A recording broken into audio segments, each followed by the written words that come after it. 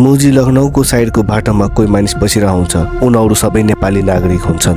त्यो नेपाली ग्रुपले अर्को इन्डियन नागरिकलाई बाटो कोरिरहेको हुन्छन्, जसको नाम हो किशोरीलाल। किशोरीलाल सुन पसलमा काम गर्ने एउटा कामदार हुन्छ। ऊ अरू बेला जस्तै सुन पसलमा काम गरेर घर फर्किरहेका हुन्छन्।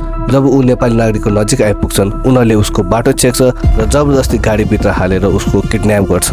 यो सिन सीसीटीभी क्यामेरामा रेकर्ड हुन्छ र अचानक इन्डियन न्युजमा भाइरल पनि हुन्छ। स्विफ्ट कार से आई और पुलिस ने किशोरीलाल को उठाकर लेकर चली गई। इन्डियामा किडन्याप गर्ने नेपाली नागरिकहरू सबै नेपाली पुलिस हुन्छन् र किशोरीलाल आफ्नो छोरीको बिहे बिजनेसम्यानहरूसँग गराउने र उनीहरूको सम्पत्तिको लागि सबैजनाको घाँटी रेतेर हत्या गर्ने एउटा हत्यारा हुन्छ। तर नेपालको उच्च अदालतका ईश्वर प्रसाद खतिवडा र परशुत्तम भण्डारीले उसलाई रिहा गरिदिन्छ। झन्डै 15 वर्षको मेहनत, स्ट्रिङ अपरेसन, किशोरीलालले करोडौं दिँदा नलिँदा यस्तो सच्चा नेपाली पुलिसलाई हामी मनबाट सल्युट गर्दछौँ।